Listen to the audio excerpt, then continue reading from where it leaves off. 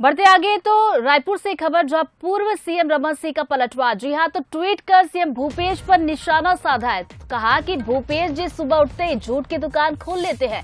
संवैधानिक पद पर बैठकर झूठ बोलना शोभा नहीं देता। सीएम भूपेश ने आरोप पर अब पलटवार किया है। कहा कि सॉलिसिटर जनरल के आरोप पर उन्होंने ये पलटवार किया। आपको बता दें, कहा कि राजनीतिक उद्देश्यों से झूठे आरोप लग रहे हैं। मैं किसी भी अभियुक्त के लिए फेवर नहीं मांगा, ये छवि खराब करने का षड्यंत्र है। तो वो एक बार फिर से छत्तीसगढ़ में ट्विटर वॉर शुरू हो गया है। और ये तस्वीरें आप देख रहे हैं, ट्वीट यहां पर पूर्व सीएम रमन सिंह ने किया। तो ये देखिए सीएम भूपेश बघेल, पहली जो तस्वीर आप देख रहे हैं, सीएम भूपेश बघेल ने ट्वीट करके निशाना साधा। तो उसके बाद पूर्व सीएम रमन सिंह भी चुप नहीं बैठे, उन्होंने भी यहाँ पर ट्वीट करके जवाब दिया है। तो पूर्व सीएम रमन सिंह ने पलटवार किया। जो सॉलिसिटर जनरल है, उन्होंने कोर्ट में ये कहा कि मुख्यमंत्री है वो जज से मिलकर निर्णय को प्रभावित किए। तो उसे पूछा भी गया किसने कहा आपको, तो बोले दो जने जो व्हाट्सएप में बात कर रहे हैं, कोई दूसरा आदमी, उस आधार पे आरोप लगा रहे हैं। मतलब ये हास्यास्पद है। यदि मैं आपके खिलाफ मतलब कोई आदमी बोल दे, हम कोई दो जने बात कर रहे हैं कि मैंने आपको 10 करोड़ रुपये दिया, ये उसी प्रकार की बात है। तो इसका मतलब आपने 10 करोड़ रुपये लिया, ये कैसे साबित होता है? तो ये वही बात है कि सॉलिसिटर जनरल जैसे पद में बैठे हुए व्यक्ति इतना हल्की बात वो भी सुप्रीम कोर्ट में करे, ये मैं समझता हूं कि उचित नहीं है। और इसलिए मैंने कहा कि न मैं जज से मिला, न इस प्रकार की बात कही जानी चाहिए।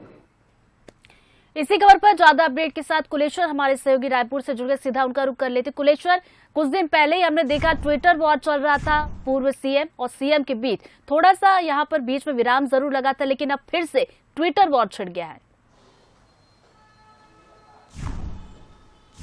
देखिए, बिल्कुल जो ट्विटर वार चल रहा था सीएम और पूर्व सीएम के बीच, वो अभी थमा नहीं है। समय समय पर ट्विटर वार होता है और एक बार फिर से वही ट्विटर वार देखने को मिला। नान घोटाला, काफी चर्चित घोटाला था छत्तीसगढ़ का, कई करोड़ का घोटाला इसमें होता। तत्कालीन जो बीजेपी की सरकार थी, रमन सरकार, उस समय नान घोटाला हुआ था। जब ये घोटाला हुआ था तो विपक्ष में कांग्रेस सरकार थी, मुख्यमंत्री भूपेश बघेल अध्यक्ष का पद संभाल रहे थे। उन्होंने कई जोरों शोरों से मामला उठाया था। लेकिन जिस तरह से अब छत्तीसगढ़ में कांग्रेस की सरकार है, 4 साल सीएम भूपेश बघेल को हो गया बतौर मुख्यमंत्री, तो कहीं ना कहीं बीजेपी जो है इन प्रकार से किस तरह से बदनाम किया जाए। साफ तौर पर सीएम भूपेश बघेल ने अपने ट्वीट में लिखा है कि मेरे को बदनाम करने का प्रयास किया जा रहा है, षड्यंत्र किया जा रहा है। और ऐसे उच्च पद में बैठे हुए व्यक्ति जब इस तरह का हास्यात्मक बात सर्वोच्च न्यायालय में कहते हैं तो निश्चित तौर पर सवाल उठना भी लाजमी कि आखिर किस आधार पर वो कर रहे हैं।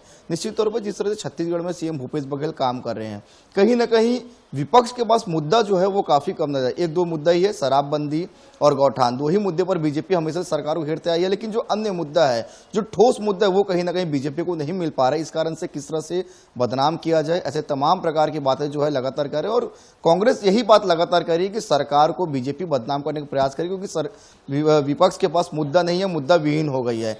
इस कारण से किस तरह से सरकार को बदनाम किया जाए, किस तरह से छवि को खराब किया जाए मुख्यमंत्री का, इस दिशा में जो है लगातार बीजेपी चल रही। कांग्रेस का सीधा आरोप है। इसी तरह में नान का जो जिक्र आया है, जिसको लेकर सीएम भूपेश बघेल ने ट्वीट किया, फिर डॉक्टर रमन सिंह ने ट्वीट किया। साफ तौर पर उनको यही कहना है कि आप भी उच्च पद में बैठे हैं, आखिर आपकी मुलाकात किससे हुई थी वो स्पष्ट कर दे। सीएम भूपेश बघेल ने साफ कहा है कि मेरी किसी से मुलाकात नहीं होती, सीधे तौर पर मेरी छवि को खराब किया जा रहा है। हालांकि यह मामला अभी थमने वाला नहीं है। निश्चित तौर पर बड़ा आरोप लगाया है, तो कांग्रेस पार्टी की तरफ से भी एक बड़ा स्टैंड जो है इसमें जल्द लिया जा सकता है। तो छिड़ गई है। अब देखने वाली बात होगी कि एक ट्विटर जंग किस तरफ जाती है। बहुत बहुत शुक्रिया कुलेश्वर आपका बातचीत के लिए।